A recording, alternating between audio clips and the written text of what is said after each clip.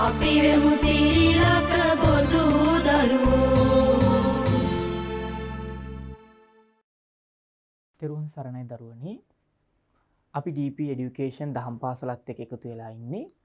දරුවනි අද අපි සාකච්ඡා කරන්න බලාපොරොත්තු වෙන්නේ බෞද්ධ සංස්කෘතිය විෂයේ කලා ශිල්ප පැත්තට අදාළ පාඩමේ ඉතුරු කොටස.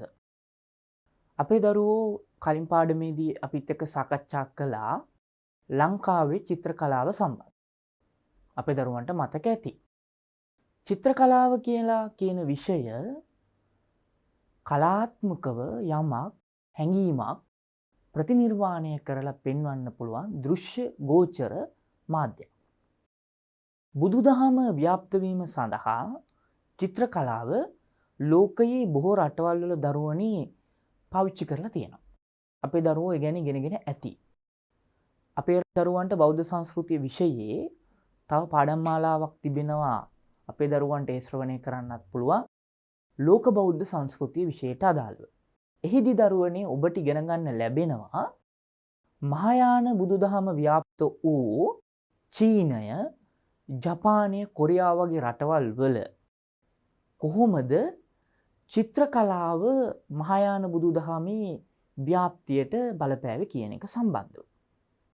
තේරවාද බුදුදහමේ ව්‍යාප්තියටත් විශේෂයෙන්ම ලක්දිව චිත්‍ර කලාව උපයෝගී කරගෙන තිබෙනවා. ಭಾರತයේ නම් දරුවනේ බොහෝ විට පාවිච්චි කරේ කැටයම් කලාව තමයි බුදුදහමේ ව්‍යාප්තියට. කලා මාධ්‍යයක් විදිහට. අපි දන්නවා අශෝක රජුරුවන්ගේ බහරෝත් සාංචි කැටයම් වල ජාතක කතා, බුද්ධ චරිතයේ අවස්ථා කැටයමට නගලා තිබුණා. ඒ කැටයම් අඛණ්ඩ කතන ක්‍රමය. ඒ කියන්නේ එක කතාවක් අවස්ථා කිහිපයක් නිරූපණය වන පරිදි ඉදිරිපත් කරලා තිබුණා. ලංකාවේ කැටයම් කලාව වගේ නෙමෙයි ಭಾರತೀಯ කැටයම් කලාව. එහෙනම් දරුවනේ අද අපි ඉගෙන ගන්නේ පොළොන්නරු යුගයේ බිතුසිතුවම් සම්බන්ධව. අපි අනුරාධපුර යුගයේ බිතුසිතුවම් ඉගෙන ගත්ත මතක ඇති දරුවන්. අනුරාධපුර යුගයේ බිතුසිතුවම් වලට අපි ප්‍රවේශ වෙන්න කලින් අපි ඉගෙන ගත්ත අපේ රටේ තිබුණු ලෙන් විහාර. ලෙන් වල ඇඳපු සිතුවම්, ලෙන් චිත්‍ර. ඒ වගේම ප්‍රාග්ඓතිහාසික යුගයේ ඉඳලා අපේ රටේ මානවයා, මිනිස්සයා මේ චිත්‍ර කලාවට පෙළඹීමක් තිබිලා තියෙනවා. මොකද චිත්‍ර ඇඳීම කියන එක සහජයෙන්ම මානවයාට උරුම වෙන දෙයක්. අපි දන්නවා නිවෙස් වල ඉන්න කුඩා දරුවෝ තමන්ගේ අතට අහු වෙන පෑනක් වෙන්න පුළුවන්, පැන්සලක් වෙන්න පුළුවන්, පාට කැබැල්ලක් වෙන්න පුළුවන්. ඕනම දෙයකින් ඒ බිත්ති වල අඳින්න පුරුදු වෙනවා. අන්න ඒ විදිහට තමයි මානව ශිෂ්ටාචාරයේ ආරම්භක අවස්ථාවේ ඉඳලා මිනිස්සු ශිෂ්ට සම්පන්න වීමේ එක්තරා අවස්ථාවක් දක්වා මිනිස්සු මේ චිත්‍ර ඇඳීම කියන එක පුහුණු වෙනවා. ලංකාවේ ලෙන් වල විශේෂයෙන්ම ප්‍රාග්ඓතිහාසික ලෙන් වල අපි කතා කරා තන්තිරිමලේ වගේ තැන්වල මිනිස්සු තමන්ගේ එදිනෙදා ජන ජීවිතයේ ජීවන අත්දැකීම් විශේෂයෙන්ම දඩේම වගේ දේවල් සිතුවමන් නගලා තිබෙනවා. අනුරාධපුර යුගයේ චිත්‍ර කලාව බුදුදහම ලැබීමත් එක්ක තමයි පෝෂණය වෙලා බෞද්ධ මුහුණුවරකින් ව්‍යාප්ත වෙන්නේ. අපි හිදී ඉගෙන ගත්ත අපේ දරුවෝ මතක ඇති සීගිරි චිත්‍ර ප්‍රධාන වශයෙන් ලෞකික චිත්‍ර විදිහට අපි හඳුනා ගන්න පුළුවන්. හැබැයි බෞද්ධ දෘෂ්ටි කෝණයක් අපි සීගිරි චිත්‍රවලත් අපිට දකින්න පුළුවන්. කොහොම වුණත් දරුවනේ අනුරාධපුර යුගයේ චිත්‍ර අපිට දෘශ්‍යමානව බොහෝ ලෙස සාධක ලකින් ලැබෙන්නේ නැහැ. හේතුව මොකද අනුරාධපුර රාජධානියම දීර්ඝ කාලයක් පැවතුණු රාජධානියක්. ඒ වගේම අද ඉඳලා කාලාවකාශමේ වශයෙන් ගත්තොත් එහෙම ඉතාම දීර්ඝ යුගයක්. අපි ඊළඟට ප්‍රවේශ වෙන්නේ පොළොන්නරු යුගයේ බිතුසිතුවම් වලට. පොළොන්නරු යුගය කියලා කියන්නේ දරුවනේ ලංකා ඉතිහාසයේ දෙවන රාජධානි යුගය. පොළොන්නරුව කියන්නේ දෙවැනි රාජධානිය නේද? පළවෙනි රාජධානිය අනුරාධපුර, දෙවෙනි රාජධානිය තමයි පොළොන්නරුව. දෙවෙනි රාජධානිය. මේ දෙවෙනි රාජධානිය පාලනය කරනවා පාලකයෝ කීප දෙනෙක්. පොළොන්නරු යුගය. ප්‍රධාන වශයෙන්ම දරුවනේ අපි මෙහිදී සලකා බලන්නේ පොළොන්නරු යුගයේ ශ්‍රේෂ්ඨ නරපතීන් තිදෙනෙක් තමයි අපිට හඳුනා ගන්න පුළුවන් වෙන්නේ. ඒ අතර පළවන විජේබාහු චරිතය. පළවන විජය බාහු රජු. පළවන විජය බාහු රජු. ඊළඟට දරුවනේ අපිට හම්බෙනවා පළවන පරාක්‍රම බාහු නැත්තම් මහා පරාක්‍රම බාහු කියලා අපි කියන රජුරු.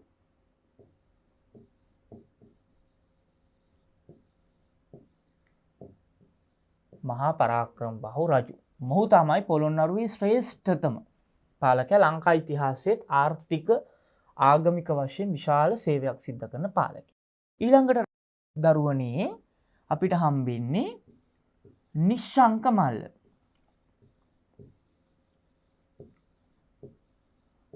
නිශ්ශංක මල්ල රජු. මෙන්න මේ පාලකයෝ තුන් දෙනා. කවුද? පළවන විජය බාහු රජු, පළවන පරාක්‍රම බාහු රජු, නිශ්ශංක මල්ල රජු. මෙන්න මේ පාලකයෝ තුන් දෙනාගේ කාලය පොළොන්නරු යුගයේ ඊටාම වැදගත් ආගමික ශාසනික සාහිත්‍යික සේවය සිද්ධ වන කාල පරාසයක්.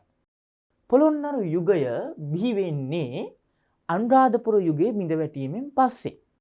අනුරාධපුර යුගයේ බිඳ වැටෙන්නේ අපි දන්නවා දරුවනේ අනුරාධපුර රාජධානි කාලය විතරක්ම ගත්තොත් අවුරුදු 1450කට වැඩිය දීර්ඝ කාලයක්. සාමාන්‍ය සියවස් 15ක්. සියවස් 15ක් ආසන්න කාලයක් පවතින රාජධානියක්. අනුරාධපුර රාජධානිය. මේ රාජධානියේ අවසාන භාගයේ මානවම රජ පරපුරට අයිති පස්වන මිහිඳු රජුරුවෝ. කවුද රජුරුවෝ? පස්වන මිහිඳු. නැත්තම් පස්වන මහින්ද කියලා අපි කියන මේ රජුරුවන්ට පස්වන මිහිඳු රජු. පස්වන මිහිඳු රජුගේ කාලේ ලංකාව ආක්‍රමණය කරනවා චෝලයෝ. කවුද ආක්‍රමණය කරන්නේ? චෝලයෝ. චෝල පාලනය. චෝල. චෝල කියලා කියන්නේ දකුණු ඉන්දියාවේ අයිති රාජ්‍යයක්. චෝල දේශ. මේ චෝල රාජ්‍ය දකුණු ඉන්දියාවේ ඉතාම දියුණු වන කාලයක් තමයි ලංකාවේ අනුරාධපුර යුගයේ අගභාගය. මෙන්න මේ චෝල පාලකයෝ ලංකාවට එනවා ක්‍රිස්තු වර්ෂ 1017 දී විතර කාලෙදී. ක්‍රිස්තු වර්ෂ 1017 දී. 1017 දී ලංකාවට චෝලයෝ එනවා. ඇවිල්ලා මේ චෝලයෝ ලංකාවේ ඒ වෙනකොට පාලනය කරපු පස්වන මිහිඳු රජුගේ පාලනය අසාර්ථක නිසා පස්වන මිහිඳු රජුත් බිසවත් චෝල දේශයට අල්ලගෙන යනවා. කියලා චෝල දේශයේදී සිර කරලා තියෙනවා. ඒ කාලේ චෝලයෝ අනුරාධපුරය යටත් කරගන්න. අනුරාධපුරයේ හිටපු රාජ පරම්පරාවේ අනිකුත් උදවිය පලා එන්නේ රුහුණු රටට. මොකද ලංකා ඉතිහාසයේ අපි දන්නවා ආක්‍රමණ ඇති වුණාම රජ පවුලට අයිති අය ආරක්ෂක ෂේම භූමියක් විදියට පාවිච්චි කරන්නේ රුහුණු රට සැඟවී සිටින්න. අපි දන්නවා වලගම්බා මහරජුරුවෝ ක්‍රිස්තු පූර්ව පළවන සියවසේදී පංච ද්‍රවිඩ ආක්‍රමණ එල්ල වුණු වෙලාව. පුලස්ත, බාහ්‍ය, පනේමාර, පිලේමාර, දහාටිය නේද? අන්නේ පස් දෙනාගේ ආක්‍රමණය ආපු වෙලාවෙත් යන්නේ රුහුණු රටට.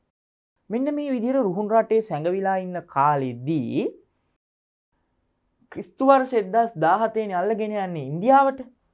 ක්‍රිස්තු වර්ෂ 1029 දී චෝල දේශයේදී පස්වන මිහිඳු රජුරුවත් බිසෝන් වහන්සේත් මිය යනවා.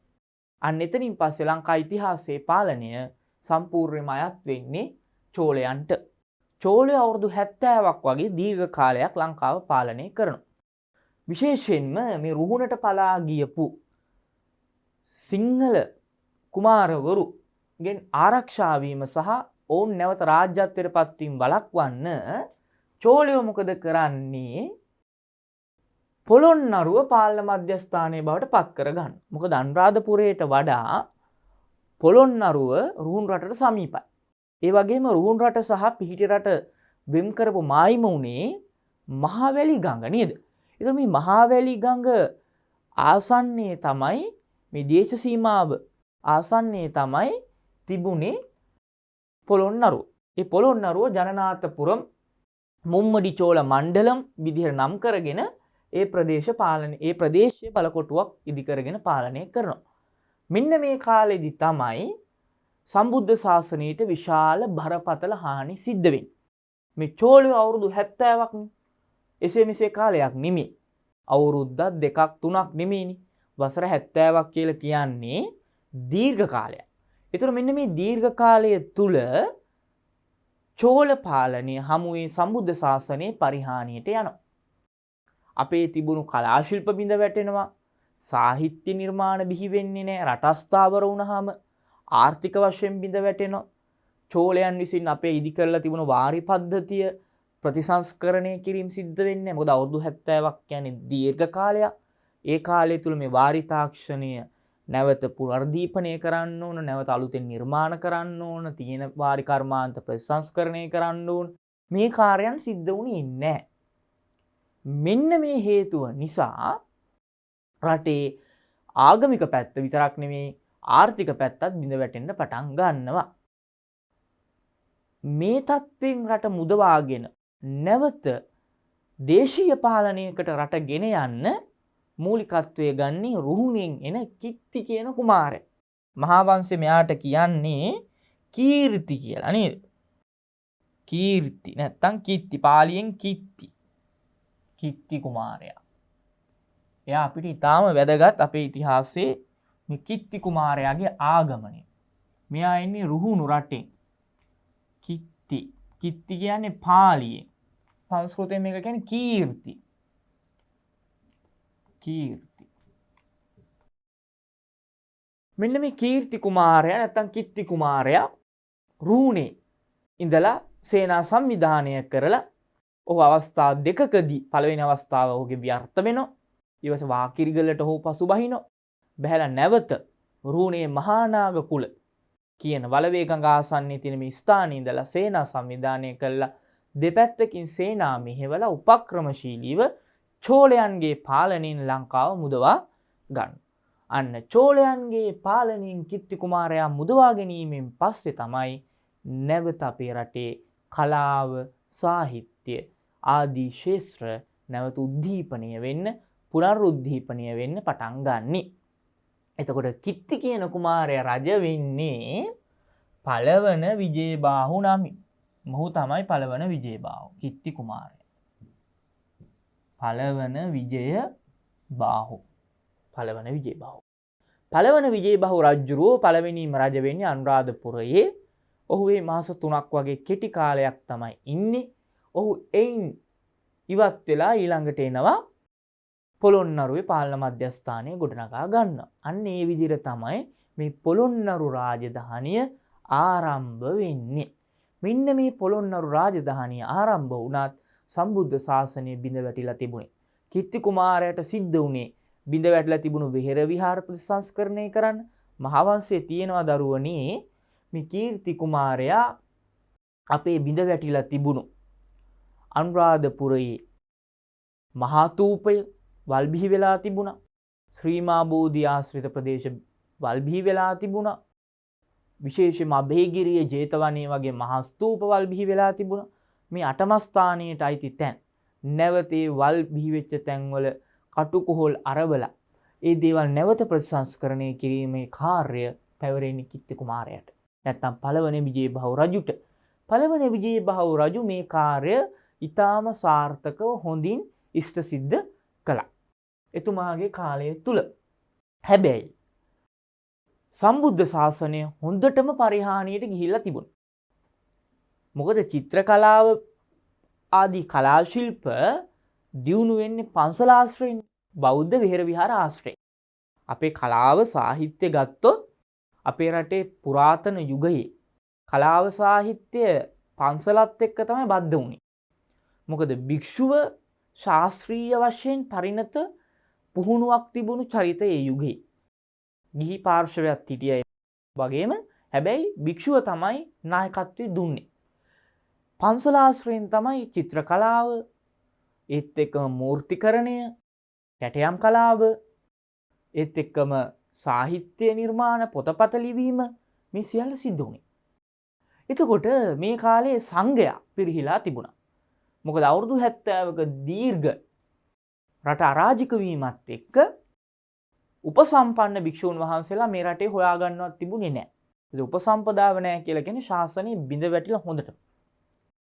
මේ වෙලාවේදී පළවන විජේබාහු රජුරෝ තමන් සම්බන්ධතා පවත්වපු බුරුම රට අද හඳුන්වන මියන්මාරය අකිලිගාසියාවේ තිබෙන ප්‍රබල බෞද්ධ රාජ්‍යයක්. මේ බෞද්ධ රාජ්‍ය මේ 11 වන සියවස වෙනකොට ඉතාම උද්දීපනය වෙමින් අනුරුද්ධ රජුරෝ යටතේ දියුණු වෙමින් තිබුණා. අපේ දරුවන්ට බෞද්ධ සංස්කෘතිය විශේෂ මේ බුරුමය ගැන ඉගෙන ගන්නකොට අනුරුද්ධ රජුරෝ අනෝරත රජුරෝ සම්බන්ධව ඉගෙන ගන්න පුළුවන්. එහිදී ඒ සම්බන්ධ වැඩිදුර ඉගෙන ගත හැකියි. කොහොම වුණත් මේ විජේබාහු රජුරෝ ප්‍රධාන වශයෙන්ම මේ බිඳ වැටලා තිබුණු උපසම්පදාව නැවත ඇති කරන්න බුරුම දේශයෙන් සංඝ රත්නය වැඩම කරවලා අපේ රටේ මහවැලි ගඟේ දහස්තර උපසම්පදාව ඇති කළා නැවත බුද්ධ ශාසනය දියුණු කරනවා. මේ දියුණු කිරීම නිසා නැවත සම්බුද්ධ ශාසනය ප්‍රකෘතිමත් වෙනවා. නැවත විහෙර විහාර ගොඩ නැගෙනවා. විජේබාහු රජුරෝ ප්‍රසංස්කරණයන් ඉදි කරනවා. මෙතුමා වැව්වමුණු විශාල වාරි කර්මාන්ත රාශියක් අපේ රටේ ගොඩ නැගිලා තිබුණේ. ඒ වාරි කර්මාන්ත මෙතුමා දියුණු කරනවා. ඒ දියුණු කිරීමේ ප්‍රතිඵලයක් විදිහට මහා පරාක්‍රම බහුව යුගය වෙනකොට අපේ රට ආර්ථික වශයෙන් විශාල දියුණුවකට පත් වෙනවා. ඒතකොට පළවන විජේබාහු රජුරෝ පොළොන්නරුවේ පාලනයට පත් වෙනවා. එතුමාගෙන් පස්සේ පාලනයට පත්වන මහා පරාක්‍රම බාහු නැත්තම් පළවන අපි කියන්නේ පළවන පරාක්‍රම බාහු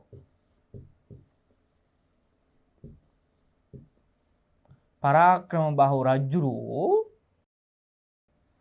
දක්ෂිණ දේශයේ පාලකයා බවට පත් වෙලා පළවෙනිම පඬුවස් නුවර පාලනය ගින ගිහිල්ලා ඉන්න අනතුරුව තමයි පොළොන්නරුවේ ප්‍රධාන රාජ්‍ය බවට පත් වෙලා තුන් සිංහලය එක්සත් කළා රුහුණු දක්ෂිණ දේශ පිහිටි රට කියන මේ තුන් ප්‍රදේශය එක්සත් කළා මුළු රටේම ඒකීය පාලකයා බවට පත් වෙනවා. මෙතුමාගේ පාලන කාලයේ තමයි ලංකා ඉතිහාසයේ ආර්ථික වශයෙන් දේශපාලන වශයෙන් ස්ථාවරත්වයක් අනගි බවක් ගොඩනැගිච්ච යුගය. පළවෙනි පරාක්‍රම බාහු යුගය ඊටාම දියුණු යුගයක් විදිහට අපිට ඒ නිසා දක්වන්න පුළුවන්. ඉතින් පළවෙනි පරාක්‍රම බාහු රජුරුවන්ගේ පාලනය කාලය තුල තමයි චිත්‍ර කලාව දියුණුව ආරම්භ වෙන්නේ. මොකද එතුමා විශාල විහෙර විහාර ප්‍රමාණය පොළොන්නරුව ඉදි කරනවා. පොළොන්නරුව විතරක් නෙමෙයි. විශේෂයෙන් එතුමා පළවෙනිම පාලනය කරපු පඬුවස් නුවර, ඒ වගේම දැදිගම, කොටබේර, ඒ වගේම පොළොන්නරුවේ තිවංක පිළිමගේ ඊපස්සේ දෙමළ මහා සෑය එතුමා විසින් ඉදි කරන තවත් ස්තූප තියෙනවා. මෙන්න මේ දේවල් ආශ්‍රිතව විශාල වශයෙන් මේ චිත්‍ර කර්මය පොළොන්නරු යුගයේ දියුණු වෙනවා. ඒතර පොළොන්නරු යුගයේ චිත්‍ර කර්මය සඳහා ප්‍රධාන අවශ්‍ය කරන ශක්තිය දක්වන්නේ මහා පරාක්‍රම බාහු රජතුමාගේ කාලය. නිශ්ශංකමල්ල රජුරුවන්ගේ කාලයේ දරුවනේ ඒ තරම්ම මේ චිත්‍ර කලාවට සේවයක් සිදු නොවුනත් එතුමා ආගමික වශයෙන් විශාල සේවයක් කරනවා. මොකද එතුමාගේ කාලය පාලන කාලය පොඩි සීමිත කාලයයි. එතුමා කාලිංග චක්‍රවර්ති කියලා කියන්නේ ලංකාවේ පුද්ගලයෙක් නෙමෙයි. ඔහු කාලිංග වංශිකයෙක්. මොකද පළවෙනි විජේබාහු රජුරුවන්ගේ කාලයේදී එතුමා චෝලයන්ට විරුද්ධ රාජ්‍යයන් එක්ක මිත්‍ර සම්බන්ධතා පවත්වන දකුණු ඉන්දියාවේ. විශේෂයෙන් පාණ්ඩ්‍ය දේශයේ. පාණ්ඩ්‍ය දේශයේ විවාහයක් කරගන්නවා. විවාහයක් තමයි නැගෙනිය මිත්තා කියන සහෝදරිය පාණ්ඩ්‍ය වංශ කුමාරිට විවාහ කරලා දෙනවා. ඒ වගේම තමන් විජේබාහු රජු කාලිංග දේශයේ තිලෝක සුන්දරී කියන බිසවුන් වහන්සේ අග්‍රමහේසිකාව බවට පත් කරගන්නවා. බිසවුන් වහන්සේ බවට පත් කරගන්නවා. එතකොට මේ විවාහ සම්බන්ධතා මත චෝල සහ පාණ්ඩ්‍ය ಭಾರತೀಯ වංශ දෙක ලංකාවේ රාජ්‍ය පාලනයට සම්බන්ධ වෙනවා. මේ දෙක අතර ගැටුම් පොළොන්නරුවේ යනවා. ඒ අතර කාලිංග වංශය පුද්ගලයෙක් විදිහට නිශ්ශංකමල්ල නැත්නම් කාලිංග චක්‍රවර්ති නැත්නම් නිශ්ශංකමල්ල කාලිංග වංශිකේ ඔහු බලයට පත් වෙනවා. නිශ්ශංක මල්ලගේ පාලන කාලය නිශ්ශංක මල්ල මේ නමින් තව කවුරුත් නැහැ. සහස්ස මල්ල කියලා ඉන්නවා. නිශ්ශංක මල්ල දැන් අනිත් රජවරු නම් තියෙනවා ලංකා ඉතිහාසයේ. පරාක්‍රම බාහුල ඉන්නවා 8ක් විතර. විජේ බාහුලත් 6ක් විතර ඉන්නවා. අන්න ඒ වුණාට නිශ්ශංක මල්ල ඉන්නේ එක්කෙනා. සහස්ස මල්ල කියලා ඉන්නවා. ඒතර නිශ්ශංක මල්ල මේ කාලිංග වංශික පාලකෙක්. ඔහුගේ පාලන කාලය අවුරුදු 9යි. ඊටාම කෙටි කාලයක් තමයි පාලනය ගෙන යන්නේ අනිත් රජවරුන්ට සාපේක්ෂව. මේ අවුරුදු 9ක පාලන කාලය තුල නිශ්ශංක මල්ල රජුරෝ මිනිස්සුන්ට සහන දෙනවා විශාල වශයෙන්. ඒ සහන දෙන්න අවශ්‍ය කරන රාජ්‍ය භාණ්ඩාගාරය පෝෂණය කළ තිබුණේ මහා පරාක්‍රම බහු රජුරෝ. එතුමා නිශ්ශංක දාන වර්ෂා ඒත් එක්කම තුලාභාර දාන ඒ අමතරව මේ වසර 9න් වසර 5ක් අයබදු වලින් නිදහස් කරන මුළු රටම කැති අඩ වගේ හේන් වගාවෙන් අය කර බදු සම්පූර්ණයෙන්ම අත්හිටවන. ඒතර බදු සහන විශාල වශයෙන් දීපු පාලකෙක් තමයි නිශ්ශංක මල්ල රජුරෝ. එතන මේ නිශ්ශංක මල්ලගේ පාලන කාලය තුල සම්බුද්ධ ශාසනයට දියුණුවක් ඇති වුණත් කලාත්මක පැත්තෙන් විශාල දායකත්වයක් ලැබෙන්නේ නැහැ. නිශ්ශංක මල්ලගෙන් පස්සේ බලයටපත් වෙන්නේ බිසෝවරු. කල්යාණවතී රැජින, ලීලාවතී රැජින වගේ කාන්තාවන් විටින් විට සිංහාසනේ මාරුවෙන් මාරුවට පාලනයට පත් වෙනවා. මොකද මේ බිසෝවරු පාලනයට පත් කරන්නේ ඇමතිවරු. ඒතර ඇමතිවරුන්ගේ බල අරගලයේ ප්‍රතිඵලයක් විදිහට එක බිසවක් අවුරුද්දයි තව බිසවක් අවුරුදු දෙකයි ওই විදිහට මාරුවෙන් මාරුවට මේ බිසෝවරු පාලනයට පත් වෙනවා. ඒ අනුව පොළොන්නරු යුගයේ කාලිංග මාගගේ ආක්‍රමණයත් එක්ක බිඳ වැටෙනවා. ඔන්න ඔය වගේ අවුරුදු 200 ගණනක සීවස් 3කට ආසන්න කාලයක් තමයි පොළොන්නරු රාජ්‍ය පවතින්නේ. අනුරාධපුර යුගය වගේ දීර්ඝ ඉතිහාස කාලයක් පොළොන්නරු යුගයට අයිති වෙන්නේ නැහැ. මෙන්න මේ පසුබිම තුල තමයි පොළොන්නරුවේ අපි චිත්‍ර කලාව අධ්‍යයනය කරන්න වෙන්නේ. ඒතර පොළොන්නරු චිත්‍ර කලාවට අපි යනකොට පොළොන්නරු යුගයේ බිතුසිතුවම් අපිට දකින්න ලැබෙන ප්‍රධාන තැන් කිහිපයක් තියෙනවා. ඔබට දරුවන්ට පේනවා පොළොන්නරු යුගයේ චිත්‍ර දකින්න ලැබෙන තැන්. දැන් විභාග ප්‍රශ්න පත්‍රයේදී ඔබට අහන්න පුළුවන් ප්‍රශ්නයක් පොළොන්නරු යුගයේ චිත්‍ර කලාව. එහිදී ඔබ පොළොන්නරු යුගයේ චිත්‍ර කලාව සම්බන්ධ පිළිතුරු ලියනකොට මේ නිදසුන් විදිහට දක්වන්න ඕන තැන් තුනක් තියෙනවා ප්‍රධාන වශයෙන්.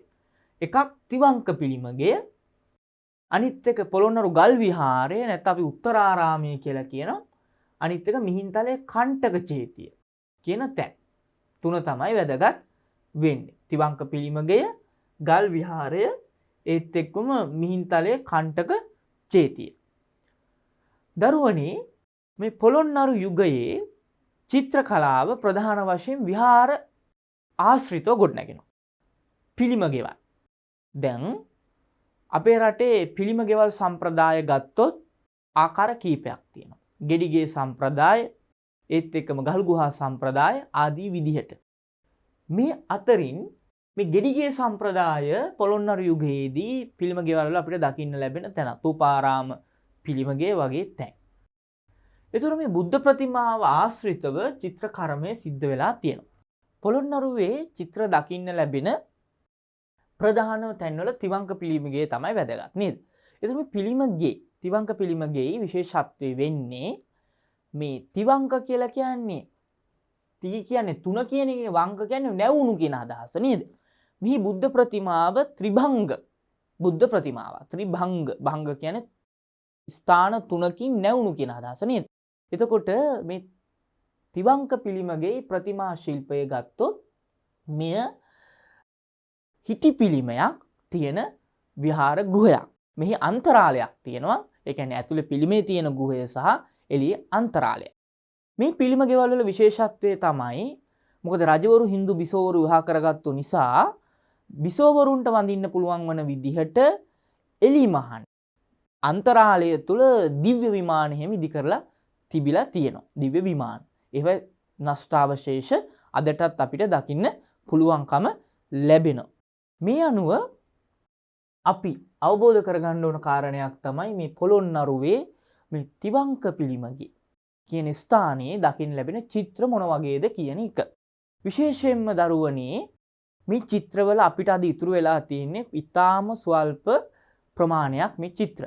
ඒ චිත්‍ර ප්‍රධාන වශයෙන් අනාවරණය කරගන්නේ බ්‍රිතාන්‍ය පාලන කාලයේ C.P. බෙල් වගේ පුරාවිද්‍යාඥයෝ. ඒ අය මේ පුරාවිද්‍යා ගවේෂණවලදී විශේෂයෙන් පොළොන්නරුව ආශ්‍රිත ගවේෂණවලදී මේ විහාර ආශ්‍රිත මේ සිතුවම් අනාවරණය කර ගන්නවා. මේ පොළොන්නරුවේ තිවංක පිළිමගේ චිත්‍ර ප්‍රධාන වශයෙන්ම නිර්මාණය වෙලා තියෙන්නේ මේ ත්‍රිභංග බුද්ධ ප්‍රතිමාව ආශ්‍රයෙන්. මේ ත්‍රිභංග බුද්ධ ප්‍රතිමාවේ අදහස තමයි ලෝතර බුදුරජාණන් වහන්සේ මාතෘ දිව්‍ය රාජයාට විජම්බන දේශනා කරන්න දිව්‍ය ලෝකයට වැඩ බව අපේ අට කතාවල සඳහන් වෙනවා. විශේෂයෙන්ම අත්තසාලිනී කියන අභිධර්ම පිටක අටුවාවේ මේ ප්‍රවෘත්තිය සඳහන් වෙන්නේ. ත්‍රිපිටකේ නෙමෙයි. තිලංක පිළිමගේ දරුවනේ එතකොට මේ චිත්‍ර වස්තු විෂය ගත්තහම ප්‍රධාන වශයෙන්ම දරුවනේ මේ ත්‍රිභංග බුද්ධ ප්‍රතිමාව ආශ්‍රිතව. දැන් විජම්බන කියන්නේ මාතෘ දිව්‍ය රාජයා දිව්‍ය ලෝකයට වඩින්නේ. ඒ වැඩම කිරීමේ ප්‍රතිඵලයක් විදිහට උන්වහන්සේ මාතෘ දිව්‍ය රාජයාට දිව්‍ය ලෝකයේදී විජම්බන මාස 3ක් පෘථිවි කාලයේ මාස 3ක් මේ ධර්මයේ දේශනා කරන අභිධර්මයේ. ඒ අභිධර්ම දේශනාවෙන් පස්සේ උන්වහන්සේ වැඩම කරන්නේ සංකස්සපුරයට ඉන්දියාවේ. ඒ සංකස්සපුරයට වැඩම කිරීමේ අවස්ථාව නිරූපණය කරන්න තමයි ත්‍රිභංග බුද්ධ ප්‍රතිමාව ඉදි කරලා තියෙන්නේ. ත්‍රිභංග පිළිමගේ තියෙන චිත්‍ර අතර අපිට හමු වෙන ප්‍රධානම වැදගත් දෙයක් තමයි මේ සංකස්සපුර සිද්ධිය.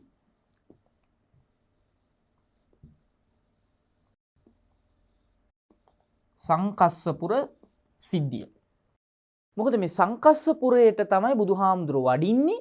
මේ සංකස්සපුරය ආශ්‍රිතව ඒ අවස්ථාවේ සිදුවෙන අට කතාවේ තියෙන ප්‍රවෘත්තිය තමයි මේ පිළිමගේ ප්‍රධාන වස්තු විෂය බවට පත් වෙන්නේ. එතකොට ඒ ආශ්‍රිත චිත්‍රය තිවංග පිළිමකේ අපිට අඳුර ගන්න පුළුවන් වෙනවා. මොකද බුදුරජාණන් වහන්සේ වඩින්නේ හිනිමන් තුනකේ. හිනිමන් තුනක්. පහලට වඩිනවා කියලා හිනිමන් තුනක් ඒ ප්‍රවෘත්ති තියෙන විදිහට හිනිමගක් ගත්ත මෙන්න මෙහෙම හිනිමග තවත් එකක් මෙන්න මේ විදිහට හිනිමන් තුනක් තියෙනවා. මැද තියෙන හිනිමගෙන් තමයි බුදුහාමුදුරුවෝ පහලට බහින බව නිරූපණය කරන්නේ. අනිත් හිනිමගෙන් සක්‍රදේවේන්ද්‍රයාත් මහා බ්‍රහ්මයත් කියන දෙදෙනා ඡත්‍ර බුදුරජාණන් වහන්සේට ඡත්‍ර දක්වමින් ගෞරවයෙන් ඒ බසින ස්වරූපය තමයි නිරූපණය කරලා තියෙන්නේ. ඒතර මේක තමයි ප්‍රධාන චිත්‍රයේ වස්තු විෂය. ඒත් එක්කම පරිවාර අවටින් දිව්‍ය පුත්‍රයන් සක් පිඹිනවා, මල් ලිසිනවා, මදාරා මල් මෙන්න මේ විදිහට මේක තමයි ප්‍රධාන සිතුවම බවට පත් වෙන්නේ. ඒතර මේ සිතුවම තමයි තිවංක පිළිමගේ ප්‍රධාන වශයෙන් අපිට අඳුර ගන්න පුළුවන් තැන. ඒත් එක්කම දිව්‍ය රූපවලට සමාන සිතුවම් වල කොටස් අපිට අඳුර ගන්න පුළුවන් වෙලා තිබෙනවා තිවංක පිළිමගේ ආශ්‍රිතව. ඒත් එක්කම වැදගත් වෙන තැනක් තමයි මේ පොළොන්නරුවේ මේ තිවංක පිළිමගේ චිත්‍ර ඊටාම තාත්වික බවක්. අපි මේ චිත්‍ර වලට කියන්නේ දරුවනේ සම්භාව්‍ය චිත්‍ර කලාව කියලා. මොනවා කියලාද කියන්නේ? සම්භාව්‍ය චිත්‍ර.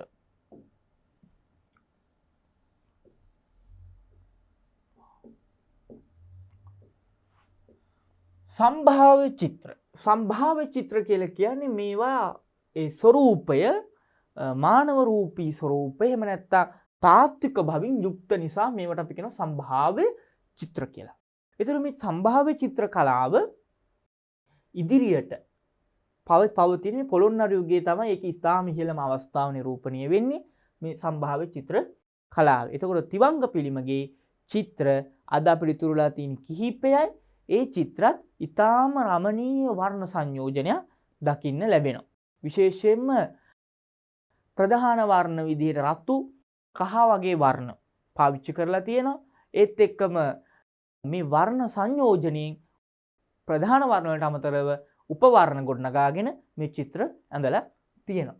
එතකොට සිවංක පිළිමගේ අපිට වැදගත් වෙනවා පොළොන්නරු යුගයේ චිත්‍ර පැවතුණු ස්ථානයක් හැටියට. එහෙනම් අපේ දරුවෝ මතක තබා ගන්නවා තිවංග පිළිමගේ ප්‍රධානම මේ සංකස්ස පුරයට බුදුහාමුදුරුවන්ගේ වැඩම කිරීම කියන අවස්ථාව තමයි ප්‍රධාන වශයෙන්ම නිරූපණය කරලා තියෙන්නේ. ඒත් එක්කම දරුවනේ පොළොන්නරු ගල් විහාරය. ගල් විහාරය කියලා කියන්නේ අපි මේකට කියන උත්තරාරාමය කියලා. මොකද මේ උත්තරාරාමය පොළොන්නරු යුගයේ ඉතාම වැදගත් වෙන ස්ථානයක්. මේ උත්තරාරාමයේ තියෙන චිත්‍ර ගත්තොත් මේ පොළොන්නරු ගල් විහාර චිත්‍ර ඉතාම වැදගත් වෙනවා. පොළොන්නරු ගල් විහාරය ගත්තාම මේක ඉදි කරන්නේ මහා පරාක්‍රම බහු රජුරෝ. තිවංග පිළිමේ ඉදි කරන්නේ මහා පරාක්‍රම බහු රජුරෝ. එතකොට තිවංග පිළිමගේ පොළොන්නරු උත්තරාරාමය මේ ස්ථාන දෙකම මහා පරාක්‍රම බහු රජුරෝගේ කාලයට අයත්. ඒත් එක්කම දරුවනේ පොළොන්නරුවේ තියෙනවා දෙමළ මහා සෑය කියලා එකක්. ඒ දෙමළ මහා සෑය වැදගත් වෙන්නේ මහා පරාක්‍රම බහු රජුරෝ මේ දකුණු ඉන්දියාවේ පාණ්ඩ්‍ය ආක්‍රමණය පාණ්ඩ්‍ය දේශය ආක්‍රමණය කරනවා. ඒ පාණ්ඩ්‍ය ආක්‍රමණයෙන් අල්වාගෙන එන 12000ක් දෙමළ සේනාවගෙන් වැඩ අරගෙන ඉදි කරන චෛත්‍ය නිසයකට දෙමළ මහා සෑය කියලා කියනවා. මේ චෛත්‍ය විශාල දාගෙබක් විදිහට තමයි ඉදි කරන්න සූදානම් වෙන්නේ. එහි පේසාවල්ලු වලින් පේනවා මහා තූපේ. රුවන්වැලි සෑයත් පරදා යන ප්‍රමාණය දාගෙබක් ඉදි කරන්න සූදානම් වෙන්නේ මහා පරාක්‍රම බහු රජුරු. හැබැයි මේක වැඩ අවසන් කරන්න පුළුවන් වෙන්නේ නැහැ. පේසාවල්ල විශාල වුණාට ඇතුලේ ගර්භය කුඩාවට මේ චෛත්‍ය ඉදි කරන්න සිද්ධ වෙලා තියෙනවා. මොකද මේ චෛත්‍ය විශාල වැඩිකම නිසා. ඒතර මේ දෙමළ මහා සෑය ආශ්‍රිතව චිත්‍ර තිබුණු බවට සාධක අපිට ඉදිරිපත් කරලා තියෙනවා පුරාවිද්‍යාඥයින් විසින්. ඒතර මේ ඔක්කොම ස්ථාන මහා පරාක්‍රම බහු යුගයට තමයි සමපාත වෙන්නේ. ඒතර පොළොන්නරු යුගයේ චිත්‍රකර්ම සඳහා ප්‍රධානම නැඹුරුවක් දක්වන්නේ මහා පරාක්‍රම බහු යුගය. මොකද මහා පරාක්‍රම බහු යුගයේ තමයි දීර්ඝ කාලයක් රාජ්‍ය පවතිනවා.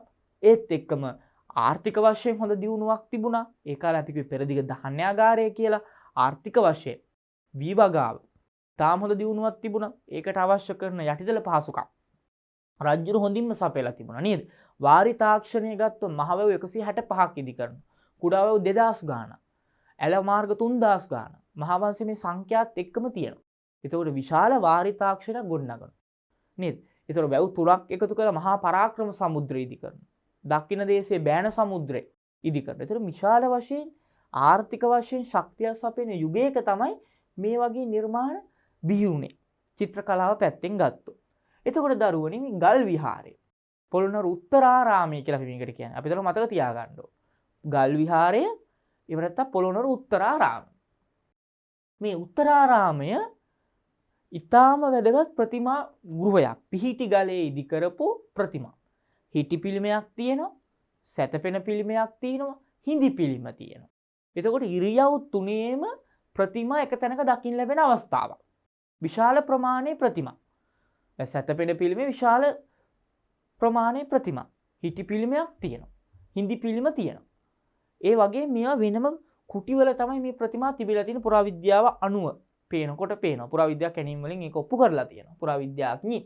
එතකොට මේ පොළොන්නරු ගල් විහාරයේ එහෙම නැත්නම් මේ උත්තරාරාමයේ තියෙනවා දරුවනි විද්‍යාධර ගුහාව. මොකද්ද ගුහාවේ නම? විද්‍යාධර. පොළොන්නරු ගල් විහාරයේම බලන්න ගියපු දරුවෝ දැකලා ඇති හිටි පිළිමය. අර සමහර අය ආනන්ද හාමුදුරුවන්ගේ ප්‍රතිමාව කියලා වරදවා තේරුම් ගන්න හිටි පිළිමය. ඒක ආනන්ද හාමුදුරුවන්ගේ ප්‍රතිමාව කියලා අපිට කියන්න බෑ. මොකද හේතුව පద్ම පීඨයක් මත නෙළුම් මලක් මත තමයි ප්‍රතිමාව ඉදි කරලා තියෙන්නේ. නෙළුම් මල මත ඉදි කරන්නේ බුද්ධ ප්‍රතිමාව පමණයි. මොකද බුදුහාමුදුරුවන්ගේ ජීවිතේනේ පద్මාකාර ජීවිතය නේද? පුණ්ඩරිකං යතාවක් භූතේ නුපලිප්පති නුපලිත්තම ලෝකේ තස්ම බුද්ධෝසින් බ්‍රහ්මණ කියලා තියෙන දෝන සූත්‍රය. එතකොට නෙළුම් මලනේ බුදුහාමුදුරුවෝ නියෝජනය කරන්න පාවිච්චි කරා. අපි දන්නවනේ ස්තූපේ ඉදි වෙන්න කලින් බුද්ධ ප්‍රතිමාවට පෙර. ඒතර බුදුහාමුදුරුවෝ නියෝජනය කරේ මේ නෙළුම් මල මගින්. ඒතර පද්ම පීඨයක් මත ඉදි කරලා තිබුණේ ආනන්ද හාමුදුරුවෝ ප්‍රතිමාව නෙමෙයි. ඒක පරදුක්ඛ දුක්ඛිත මුද්‍රාව කියලා මහාචාර්ය පරණවිතාන හැඳින්නුවත් ඒ බුද්ධ ප්‍රතිමාවක් කිය. එතකොට මේ පොළොන්නරුවේ විද්‍යාධර ගුහාව. ඒ ප්‍රතිමාවට මෙහා පැත්තෙන් තියෙනවා ගල් ලෙනක් වගේ කුටියක බුද්ධ ප්‍රතිමා කීපයක්. මේ සමාධි මුද්‍රාවෙන් වැඩ ඉන්න බුද්ධ ප්‍රතිමා කීපය. අන්න ඒ ගුහාවට තමයි කියන්නේ විද්‍යාධර ගුහා. විද්‍යාධර ගුහා. මේ විද්‍යාධර ගුහාවේ උත්තරාරාමී විද්‍යාධර ගුහාවේ චිත්‍ර ඉතුරු වෙලා තියෙන ගුහාවේ දෙපස චිත්‍ර කීපයක්. ඒ චිත්‍රවල දැක්වෙන්නේ එක චිත්‍රයක දිග රැවුලක් තියෙන වයෝවෘද්ධ පාණ්ඩිත්‍ය නිරූපණය වන තපස බව නිරූපණය වෙන ප්‍රතිමාවක් කොටසක් ලැබෙනවා. ඒත් එක්කම වලාකුළු මත වගේ ඇඳලා තිබෙන අපිට හම් වෙනවා 5 දෙනෙක්ගේ ගිහි 5 දෙනෙක්ගේ චිත්‍රවල ස්වරූපය. එතකොට ඒ චිත්‍ර අනුව අපිට පේනවා මේ දෙවියන් බුදුන් වඳින්න ආපු දෙවිවරු වෙන්න ඇති කියන අදහස. ඒ කොහොම වුණත් මේ චිත්‍රවල ඉතුරු වෙලා තිබෙන්නේ ඒ අවස්ථා කීපේ චිත්‍රවල ඊටාම තාත්වික බවක් නිරූපණය කරලා තිබෙනවා. ඒතර මේ පොළොන්නරු විද්‍යාධර ගුහාවේ චිත්‍ර වැදගත් වෙනවා. විශේෂයෙන් පොළොන්නරු යුගයේ චිත්‍රවලට බලපාපු ප්‍රධාන කතන්දර කීපයක් තියෙනවා දරුවනි. මොනවද? විශේෂයෙන්ම බුද්ධ චරිතය දරුවනි. මොකද්ද? බුද්ධ චරිතය. බුද්ධ චරිතය. බුදුහාමුදුරන් චරිත කතා. දැන් අර සංකස්සපුරේට බුදුහාමුදුරන්ගේ වැඩම කිරීම බුද්ධ චරිතයේ අවස්ථාව. ඊළඟට බුද්ධ චරිතයේ සිද්ධාර්ථ උප්පත්තිය. සිද්ධාර්ථ කුමරුගේ ඉපදීම. ඊළඟට බුද්ධත්වය, මහා පරිනිර්වාණය වගේ බුද්ධ චරිතයේ අවස්ථා. ඒත් එක්කම ජාතක කතා. වැදගත් වෙනවා ජාතක. බුද්ධ චරිතය වගේම ජාතක.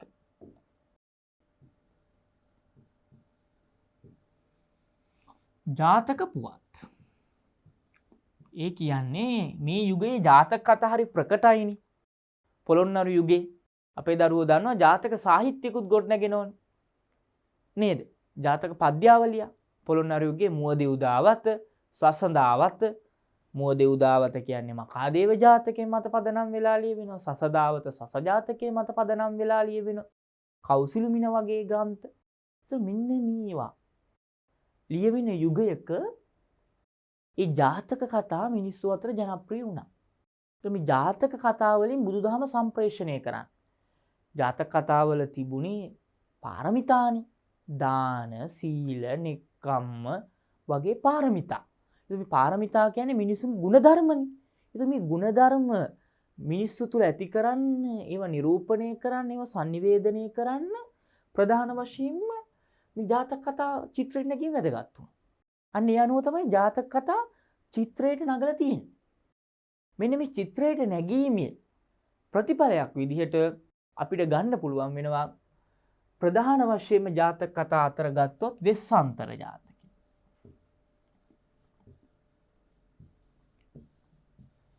වෙස්සන්තර ජාතකය. වෙස්සන්තර ජාතකය හරි වැදගත් තැනක් නේ දරුවනි. මොකද වෙස්සන්තර ජාතකය එසේ මෙසේ තැනක් නෙමෙයි. මොකද වෙස්සන්තර ජාතකය බණ කතා සාහිත්‍යයේ ඉතාම වැදගත් තැනක්. මොකද ජාතක පොත ලියවෙන්නේ කුරුණෑගල යුගයේ. හැබැයි වෙස්සන්තර ජාතකයේ වෙනම පොතක් විදිහට තිබුණු බව පේනවා. මේක බුස්සරණ කියන බණ පොතේත් වෙන වෙස්සන්තර ජාතකයේ තියෙනවා. බුස්සරණ. අපි දරුවෝ දන්න පොළොන්නරු යුගයේ විද්‍යා චක්‍රවර්ති ලියන පොත බුස්සරණ. මෙන්න මේ බුස්සරණ කියන බණ පොතේ බණ කතා සාහිත්‍යයේ වෙස්සන්තර ජාතකයේ තියෙනවා. වෙස්සන්තර ජාතකයේ තියෙන ප්‍රධාන වශයෙන් මොකද්ද? දාන පාරමිතාව. දාන පාරමිතාව. දාන පාරමිතාව. මේ දාන පාරමිතාව වෙස්සන්තර රජුරෝ තමන්ගේ මගුල් ඇතා දන් දෙනවා, රාජමාලිගා වස්තුව දන් දෙනවා, අන්තිමට දරුවෝ දෙදෙනා, බිසවුන් වහන්සේ. මෙන්න මේ විදිහට දාන උපපාරමී මට්ටම දක්වා මේ දාන පාරමිතාව පූර්ණේ කරන අවස්ථාවක් අපිට මේ වෙස්සන්තර ජාතකයේ දකින්න ලැබෙනවා. ඒතර මේ වෙස්සන්තර ජාතකයේ වගේ ජාතක අතර දානය පුරුදු කරන්න. දන් දීමේ අගය, දානයේ ආනිසංස නිරූපණය කරන්න මේ වගේ ජාතක කතා යොදාගෙන තිබෙනවා. ඊළඟට ඡන්දකින්දර ජාතකය, සඳකිඳුරු ජාතකය, ප්‍රේමයේ උත්තුංග බව, ඒත් එක්කම විරහ, ඒ නිරූපණය කරපු ජාතක කතා. ඒත් එක්කම ගත්තොත් එහෙම සස ජාතකයේ මේ යුගයේ හරි වැදගත්ම ජාතකයනේ. මොකද සස ජාතකයේ තියෙන්නේ දාන පාරමිතාවනේ. සස ලපේ අපි දන්නවනේ සස ජාතකයේ සිද්ධ වෙන්නේ බෝධිසත්ව හාවා තමන්ගේ ශරීර මාංශය දන් දෙන්න උත්සාහ කරන දාන පරමත්ත පාරමී අවස්ථාව. ඊටාම ඉහළ දාන පාරමිතාව ඉහළම අවස්ථාව නිරූපණය කරන තැන. ඒ නිසා මේ සස ජාතකේ පදනම් කරන් ලියවෙන ඕනේ සසඳාවත කවි පොතක්. එතකොට සස ජාතකයක් මේ චිත්‍ර අතර තියෙනවා. ඒතකොට සස ඊළඟට උම්මග්ග ජාතකය. ඔන්න පොළොන්නරු යුගයේ ඊටාම වැදගත් වුණු ජාතක කතාවක්. උම්මග්ග ජාතකය. උම්මග්ග ජාතකය. උම්මග්ග ජාතකය අපේ දරුවෝ දන්නවනේ. ඉගෙනගෙන තියෙන උම්මග්ග ජාතකය. සතර කම්මන්ත්‍රණී වගේ දේ. උම්මග්ග ජාතකය තමයි ජාතක පොතේ තියෙන දරුවේ දීර්ඝම ජාතක කතා. මහෞෂධ පඬිවරයා. මේකේ නිරූපණය වෙන්නේ මොකක්ද? ප්‍රඥා පාරමිතාව නේද? ප්‍රඥා පාරමිතාව. ප්‍රඥා පාරමිතාව නිරූපණය කරන ජාතක කතා. එතකොට මේ උම්මග්ග ජාතකයේ වෙනම ජාතක පොතක් විදිහට තිබිලා තියෙනවා. එතකොට මේ දේවල් පොළොන්නරු යුගයේ මිනිස්සු අතර ජනකාන්ත ජාතක කතා. අදත් මිනිස්සු දන්නවනේ. ඒ වගේ මේ පොළොන්නරු යුගයේ ඉතාම ජනප්‍රිය ජාතක කතා, ජාතක සාහිත්‍ය. මෙන්න මේ දේවල් තමයි වස්තු විෂය උනේ පොළොන්නරු යුගයේ චිත්‍ර කර්මයට. චිත්‍ර කර්මාන්තය සඳහා වස්තු විෂය උනේ මෙන්න මේ දේවල්. මොනවද? මේ සම්භාව්‍ය චිත්‍රවලට විශේෂයෙන්ම බුද්ධ චරිතය ඒත් එක්කම ජාතක පුවත්. ජාතක පුවත් අතර මම සඳහන් කරපු මොනවද? ප්‍රධාන වශයෙන්ම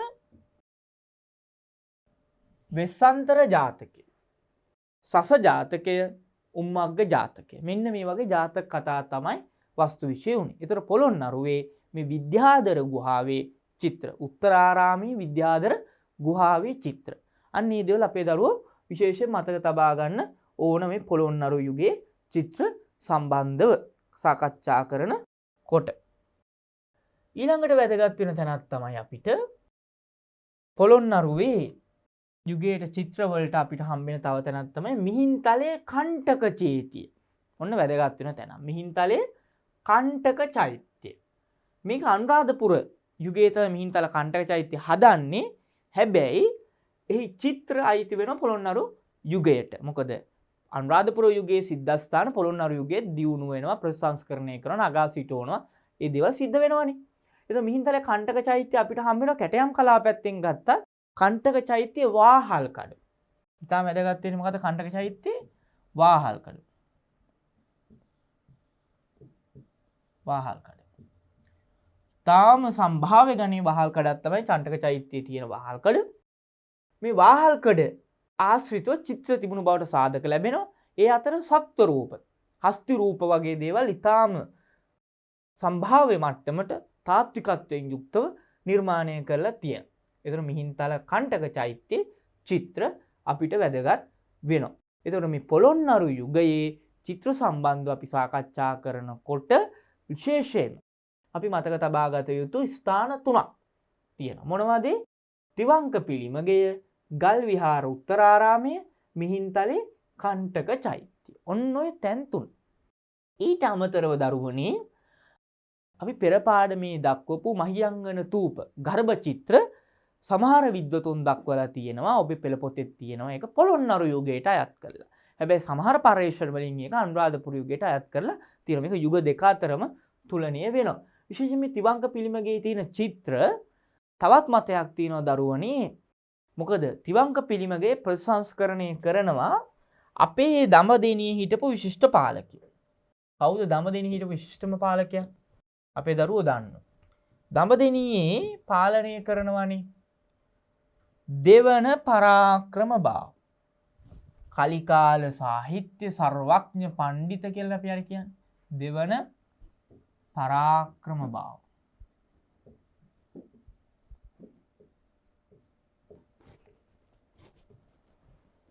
මේ දෙවන පරාක්‍රම බාහු රජුරෝ දඹදෙණියේ පාලනයට පත් වෙලා ඔහුගේ කාලේ තමයි කාලිංග මාග පරාජයට පත් කරන්නේ.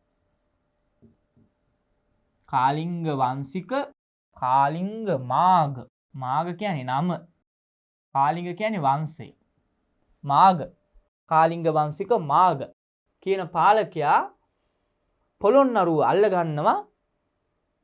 ඒ අල්ලවා ගැනීමත් එක්ක පොළොන්නරුව බිඳ වැටෙනවා. ඒ පොළොන්නරුව නැවත මුදවා ගන්නේ දෙවන පරාක්‍රම බාහු රජුරෝ දඹදිවි ඉඳලා. මේ කාලිංග මාගගෙන් පොළොන්නරුව මුදවා ගැනීමෙන් පස්සේ මොකද කාලිංග මාගගේ අවසාන කාලේ වෙනකොට අපේ රටේ මේ චිත්‍රකර්ම ආදී දේවල් මේ ලෙන් විහාර සියල්ල විනාශ වෙලා යනවා. දෙවෙනි පරාක්‍රම බාහු රජුරෝ තමයි කාලිංග මාගගෙන් මේ රට මුදවාගෙන පොළොන්නරුවේ ඔය ලෙන් විහාර පොළොන්නරු විහාර සංකීර්ණ ප්‍රතිසංස්කරණය කරනවා. එහිදී දෙවෙනි පරාක්‍රම බාහු රජුරෝ ප්‍රතිසංස්කරණය කරන විහාරයක් තමයි මෙන්න මෙතන අපේ දරුවන්ට බලන්න පුළුවන්. මොකක්ද මේ විහාරය? තිවංක පිළිමගේ. තිවංක පිළිමගේ. මේ තිවංක පිළිම. ඒතර තිවංක පිළිමගේට අයත් චිත්‍ර පළවන පරාක්‍රම බාහුව ඉඳලා දෙවන පරාක්‍රම බාහුව අතර දක්වා කාලයට අයිති බව බොහෝ පුරාවිද්‍යාඥයෝ දක්වලා තියෙනවා. එතකොට මේ චිත්‍ර කාලයක් තිස්සේ තිබුණු බව පේනවා. මේ චිත්‍රවල දරුවනේ සීගිරි චිත්‍ර සම්ප්‍රදාය සංරක්ෂණය වෙලා තියෙනක දරුවෝ මතක තබා ගන්න ඕනේ.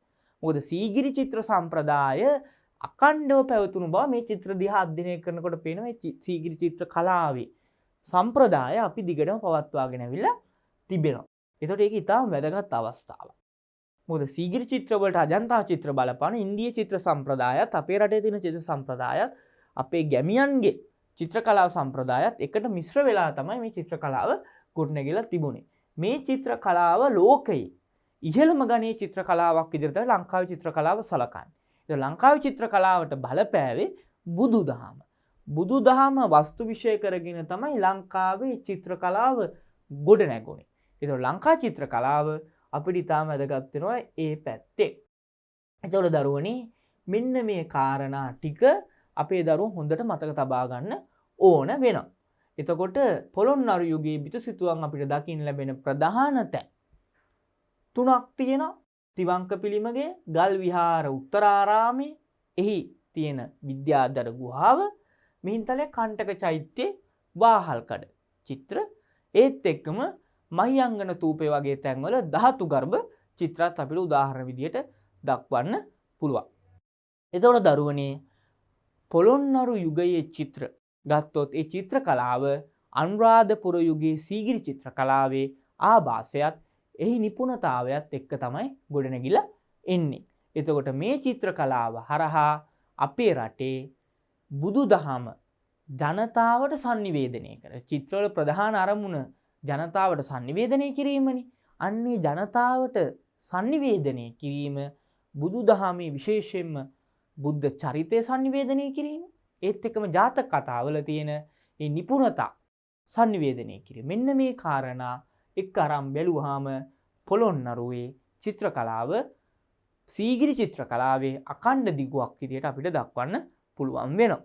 පොළොන්නරු යුගයෙන් පස්සේ අපේ චිත්‍ර කලාව බිඳ වැටෙනවා. ඒ නැවත උද්දීපනය වෙන යුගයක් විදියට පොළොන්නරු යුගයෙන් පස්සේ මහනුවර යුගය අපිට දක්වන්න පුළුවන්. ඒ අතර කාලය අපේ රාජධානි යුග වශයෙන් ගත්තත් ඉතාම පරිහානිකර යුගයක් විදියටයි මහාචාර්ය පරණවිතාන දක්වන්නේ. පොළොන්නරුවෙන් පස්සේ පහළ වෙන යුගය ලංකා විශ්වවිද්‍යාල ලංකා ඉතිහාසය කියන ග්‍රන්ථයේ මහාචාර්ය පරණවිතාන දක්වන්නේ පරිහානි යුගය කියලා. ඒ හේතුව ඒ පාලන කාලය නිරිත දිගට රාජධානි වී තැන්වීමත් එක්ක මොකද වෙන්නේ? කෙටි පාලන කාලයක්, රාජමාලිගාව අභ්‍යන්තර ගැටලු, රජ පවුලේ අභ්‍යන්තර ගැටලු වගේ විශාල අර්බුද රැසකට මුහුණ දෙමින් එන කාල පරිච්ඡේද. ලංකාවේ සම්භාව්‍ය චිත්‍ර සම්ප්‍රදාය අනුරාධපුර හා පොළොන්නරු සම්ප්‍රදාය, ඒ දෙකෙන් අනතුරුව මහනුවර සම්ප්‍රදාය අපිට වෙනම පසුතලයක තියලා සාකච්ඡා කරන්න පුළුවන් වෙනවා. ඒතර දරුවනේ බෞද්ධ චිත්‍ර කලාව සම්බන්ධව අපේ දරුවෝ අධ්‍යයනය කරනකොට මෙන්න මේ කියන කාරණා හොඳින් මතක තබා ගැනීම වැදගත් වෙනවා. මොකද මේ චිත්‍ර කලාව තමයි අපිට ඊළඟට මහනුවර චිත්‍ර සම්ප්‍රදායට ආభాසය ලබා ගන්න පෙළඹෙන්නේ.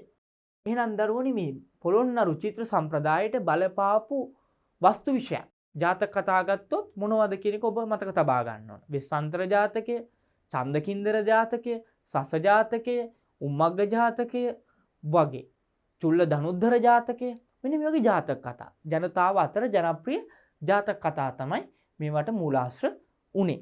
ඒතකොට විශේෂයෙන්ම සංකස්සපුර වර්ණාව, සංකස්සපුර සිද්ධිය බුදුරජාණන් වහන්සේ මාතෘ දිව්‍ය රාජාට දිව්‍ය ලෝකයේ ඉඳලා බණ කියලා මනුස්ස ලෝකයට වඩපු සංකස්සපුර සිද්ධිය.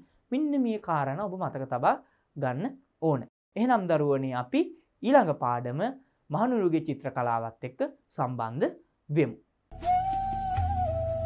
සබ්බදානං ධම්මදානං ජිනාති. සියලු දානයන්ට වඩා ධර්මදානය උතුම් වන්නේය යන උතුම් බුදුවදන පසක් කරමින් දහම් පාසල් අධ්‍යාපනය ලබන සුවහසක් දුවා දරුවන්ගේ දහම් ඇස විවර කරමින් සම්බුද්ධ ශාසනයේ චිරස්ථිතිය උදෙසා ධම්මික පෙරේරා ෆ්‍රැසිලා පෙරේරා පදනම මගින් සිදු කෙරෙන මහඟු සමාජ සත්කාරයයි අපි වෙමු ටීපී දහම් පාසල් අධ්‍යාපනය.